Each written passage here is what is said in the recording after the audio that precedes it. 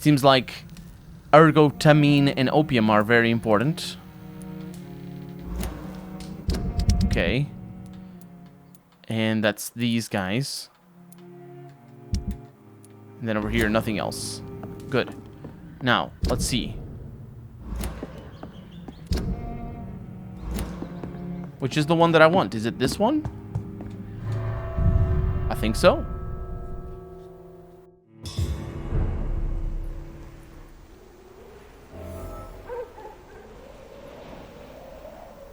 So am I in the right place? I am indeed. I am indeed. Yeah, I am. Let's go back inside and let's help the poor boy. So, may I ask you a few questions? I'm not bothered. Do you need any medical help, young man? Yes, I do. I feel so tired. I don't know if it's the epidemic, but everything seems so hard. You'll feel better with this. But you need to get a grip, young man. Medication alone won't cure melancholia. I'm not sure I'm happy with the idea of living long in a world like this. But I thank you for your concern, sir. Goodbye, young man. Melancholia, that's right. There's only pain and suffering in this world. I forgot that that is the term given to the early understanding of depression as a medical issue. I absolutely forgot about that. Benjamin Palmer over here being all... What are you doing, dude? Good evening, Benjamin. Can I help you? I'm afraid not, Mr. Reed. Why are you in that? You don't seem well, Benjamin. Do you need any help? I always feel ill, sir. It's like I'm never right. I can try to help your body heal, sir. But you must stop destroying it. The war destroyed me, Doctor. A gun, alcohol, and a bad temper It's fine. Let me just check that they are good. Because these guys have 2 of them, and I'm a little bit concerned about that. So, that's good. We need to find Albert, though. A drunk arsehole littering the streets.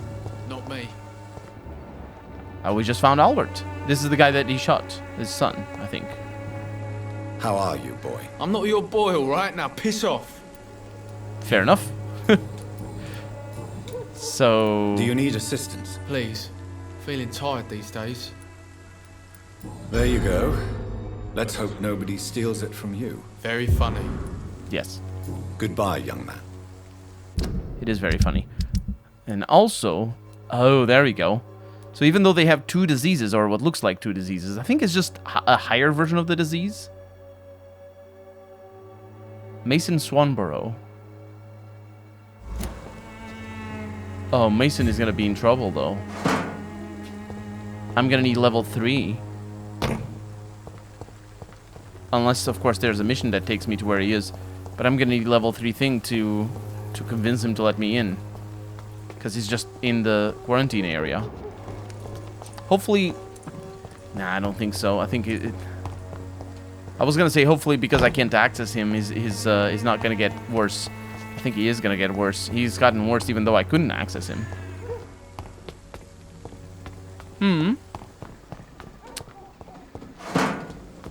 There's some things here. Better go home, sir. What? I'll put an end to you! You shouldn't. I'm so nice.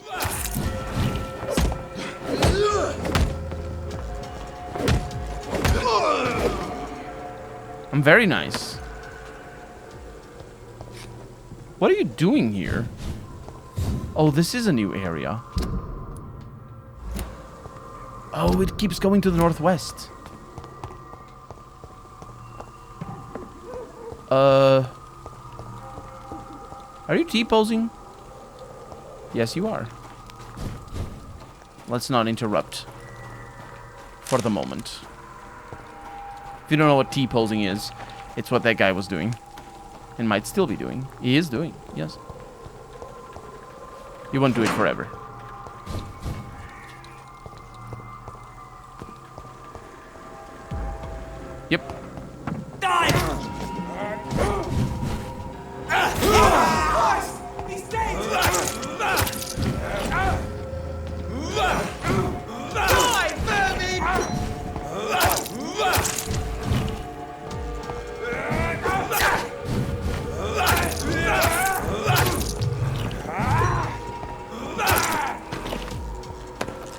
Nice. And these guys were guarding canteen service. Very little equipment is what they were guarding.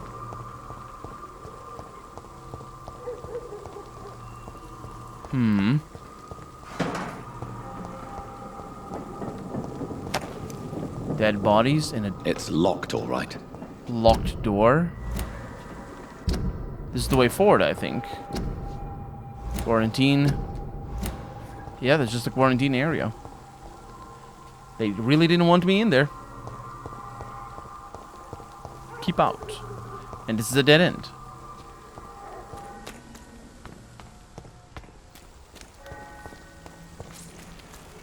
Ooh. A dazzled skull.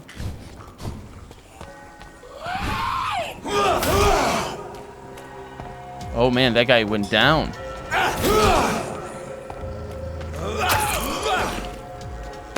Why were you dazzled? And codeine. Codeine is very important. Ooh. This is pretty bad.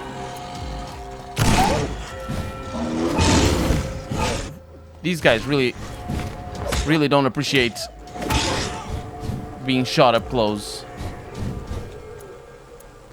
Oh, look at that. Just to reload the weapon, all you need to do is just change it. Good. Good to know.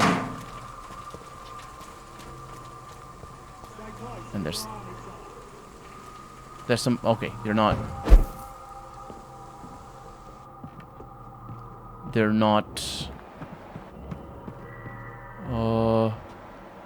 There's another large beast. Oh, these guys are everywhere. What is this? A hatchet. Oh man, these guys are everywhere.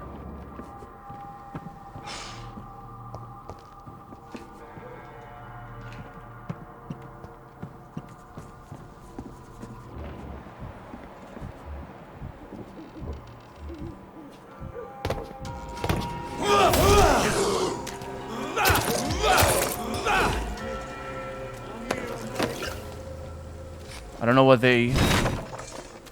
they are, but I want to make sure I know the way around.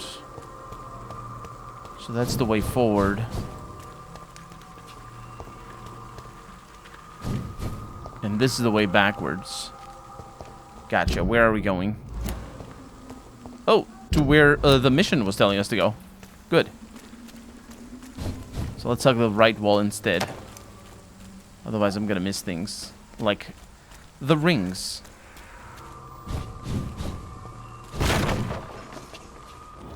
Breaking those things is really cool. Or it's really good that I can. That's a pre-1 exterminator. Turn around, sir. Leech strike! Watch out! I'm gonna have to let them come in here.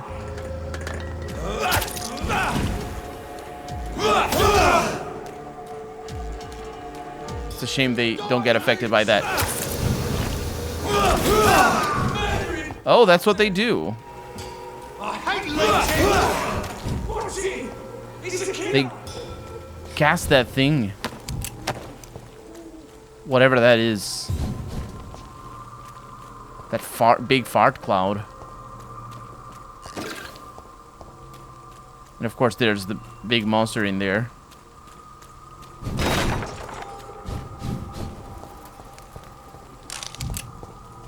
Not much stuff around here.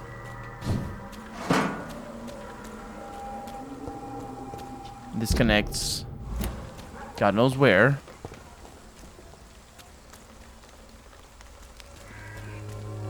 Oh, it's back to a place that I can't dodge at. Joe is over there. I'll be right back, Reverend. Or, I'm actually not sure. What are they called in the Anglican Church? I don't actually know. Is it? It's reverends, isn't it? I don't know. I believe it is. Anyway, let's take care of the big monster.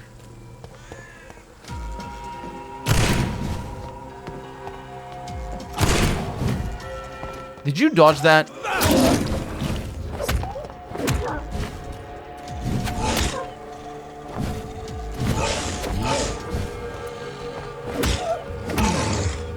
You're low level. He dodged my my shot. That was awful. I didn't like that. I did not like that at all. Okay. Some food, not food, some money. Bunch of coal.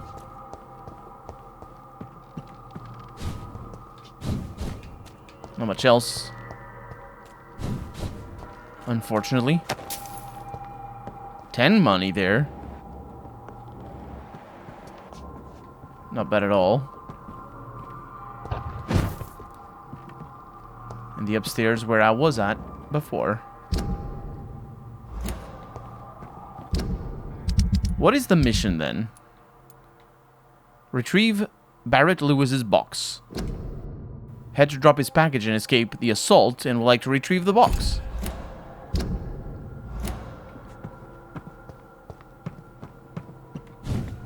I think it would be around here somewhere.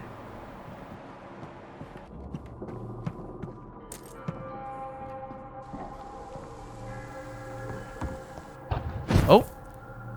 This could be the box Lewis thought he lost. Huh. There's a letter inside. That is curious.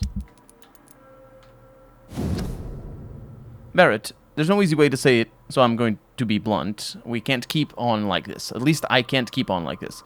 If Joe ever finds out about us, about his wife and his best friend, it will crush him. And then he will kill you. We had some good time together, but let's face it, I'm never going to be your Jane Lewis. You know it, and I know it, so I'm ending this right here and right now. If you agree with my decision, I'm sure we'll find a way to be happy again. You, Joe, and me in time. And then the most important part of our story will have been preserved. Until that day, I wish you'd forgive me. Goodbye for now. Jane Peterson, wife of the Colossus. A love letter from Joe Peterson's wife, addressed to Barrett Lewis.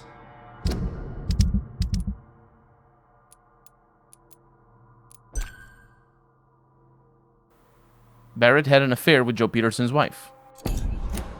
Who should I give it to, I wonder? To the son? Naturally. It's pretty straightforward.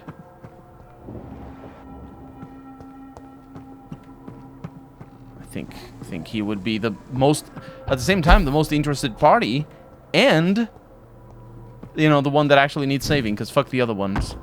Although Joe is sort of a poor bastard. I really like this line where he goes, well, I'm an asshole. No, that wasn't him. That was the other one. The other one also had a pretty awesome line. What I don't know, though, and I probably should look into, is to see who the heck this poor soul is supposed to be. I don't think we know. I don't think it matters. Let's go back then.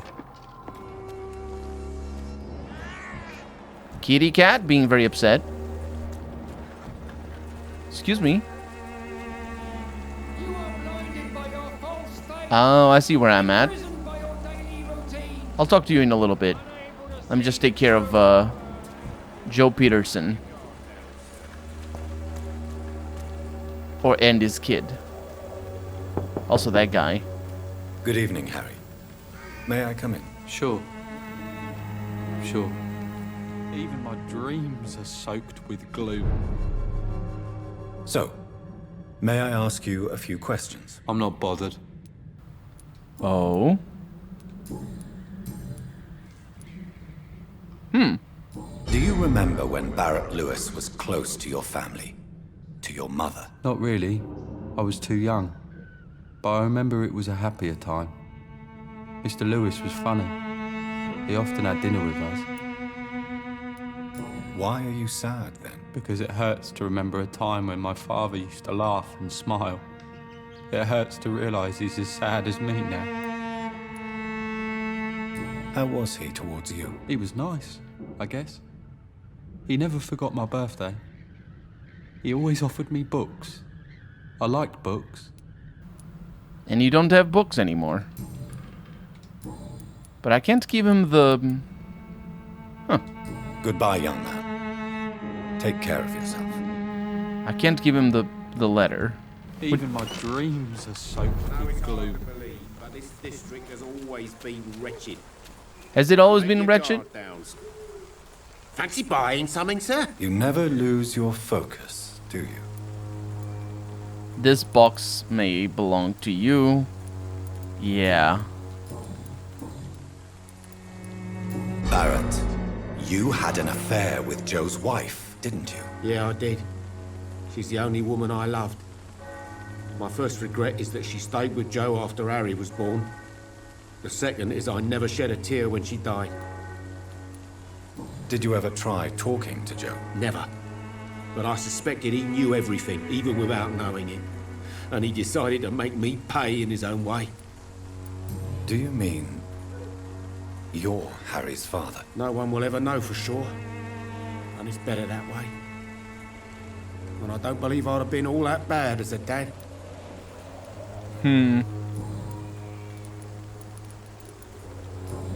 It's kind of complicated. Let's talk to him first. Goodbye for now, Mr. Lewis. Cheap price, good quality. Come on, take a look. You Don't be again? afraid. What do you want this time? Oh, I can give him the box here. Okay, so not to his kid. But I also can't confront him. Goodbye, Mr. Peterson. Maybe I can confront him after? Take a look. Probably Don't be not. afraid. Fancy buying something? You never... You never. I found this box in an abandoned building nearby. I believe it belongs to you. Let's have a look. Yeah, this is mine. So, you faced those loons that roam around there. Extraordinary. I suppose I was lucky. Luck is a commodity round here.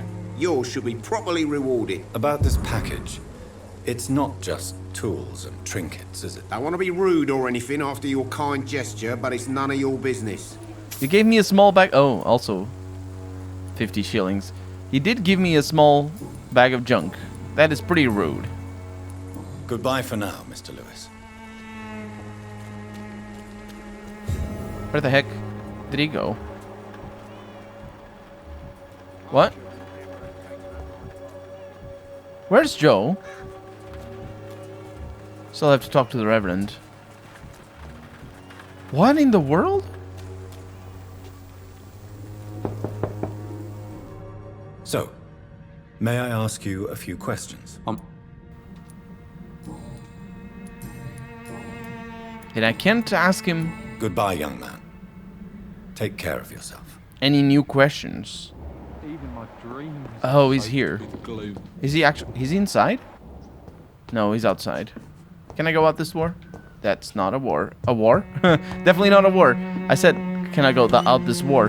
But I meant the door. There you are. I know it's hard to believe, but this district has You always again? been wretched. What do you want this time? Oh, I can't tell him anything. Goodbye, Mr. Peterson. So that's it. That's that quest. Yep. It is marked as done. I could give the box and the letter to Barrett or to Joe. I should have guessed that I couldn't give it to the kid because it wasn't marked there. But I kind of wanted to give it to the kid. Although that might be bad for him. I don't know. The time will come when you will all be judged for your sins. Even now, he judges your words and actions. Not my actions. The wars of men should not be your main concern. The disease upon us is not an accident of nature, but the punishment of a divine will. Well, and also the over-exploitation of farm animals in the United States, Tennessee, I think. And I think pig meat factories where the Spanish flu came from. Might be wrong about that. I think it is Tennessee. Oh, crap. Dazzled skull. We weren't here before. This is completely new. Excuse me, sir. Must kill you.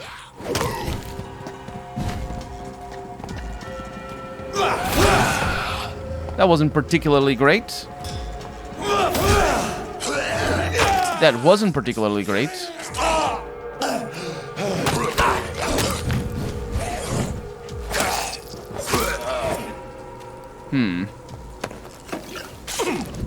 Let me use my saw. My health is incredible. I love it. What do we have in here? Cigarette case. A lot of blood. And bullets. That's fine. That might have been what I got from that. Actually, I don't know. Stay at home.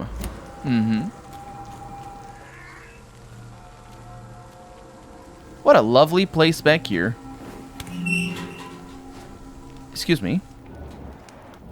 Oh, you're not an enemy? It's a bad time for a non-vampire to be out here. Morbidity can breathe its own beauty and grace. Whitechapel is not just disease, desertion, and despair. Excuse me. Good evening, sir. I'm Dr. Reed. I would like to ask you a few questions. Please be my guest.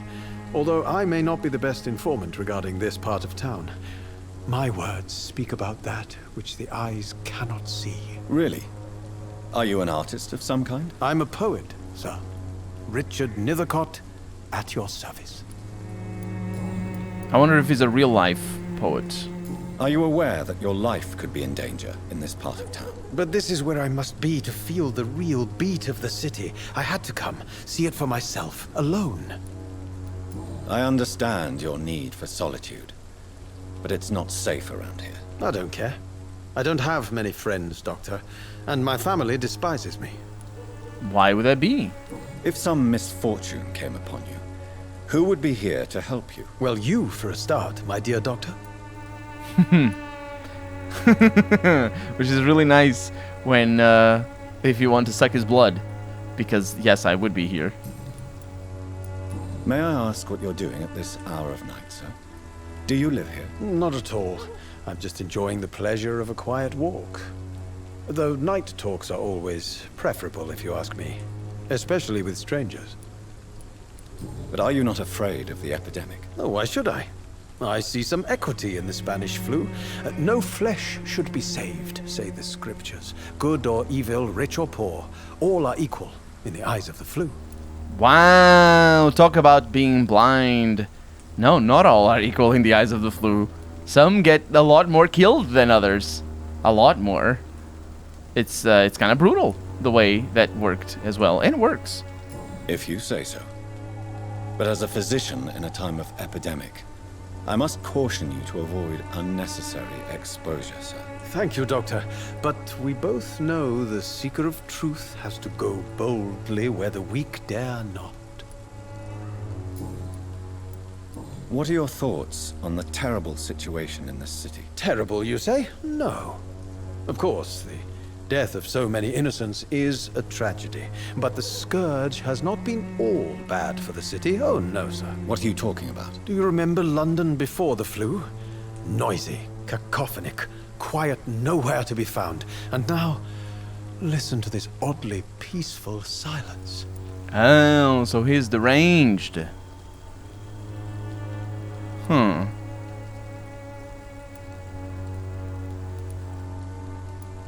Peaceful? That's quite an unusual way to speak about the epidemic. And very inappropriate, I must say. Most people fail to understand my perspective. I don't blame them. But how could I call myself a poet if I veiled my feelings? You would call you. It's a very interesting way of doing poetry. Is to do the poetry about your feelings in a veiled way. And yeah. Ooh, I can tell.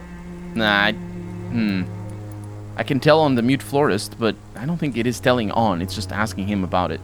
Tell me, Mr. Nethercott, why seek inspiration in Whitechapel? The place is not beautiful per se, but how to explain it?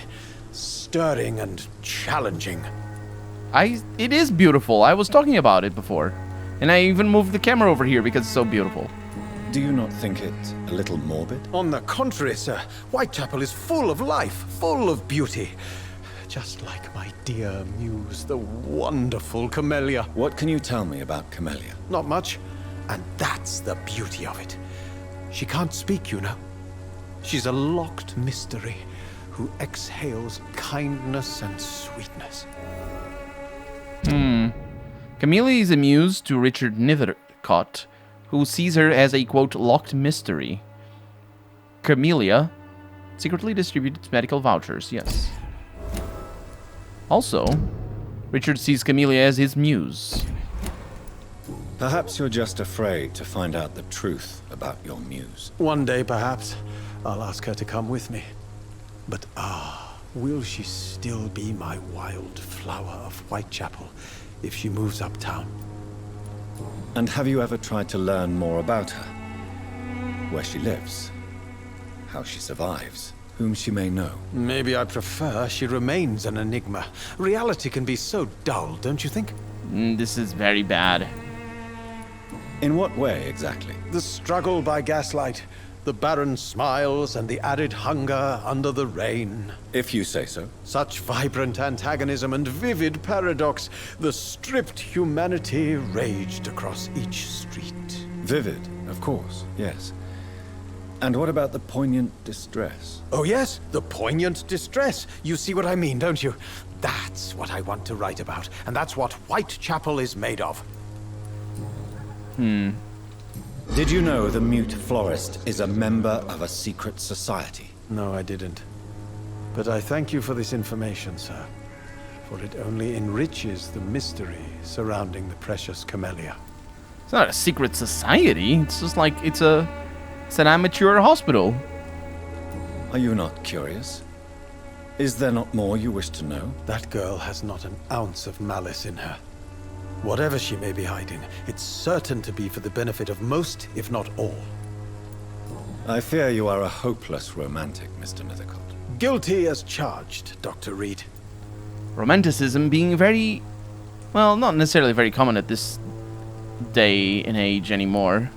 Which means that if he is indeed a romanticist, which is not the same as being a romantic, and also he's not romantic, he's a weirdo and a pervert. But apart from that, if he is a romanticist, he's very out of fashion by easily 40 years. Not that it wouldn't come back into fashion a few years in the future, but I think romanticism only really came back in vogue after World War II. I'm not 100% sure because it comes mixed with other things, but romanticism is just a lyrical. It just evolved a lot more when the novellas started becoming a lot more popular than they were back in the early 1800s. I think. There's trying to remember dates. I'll leave you alone, sir.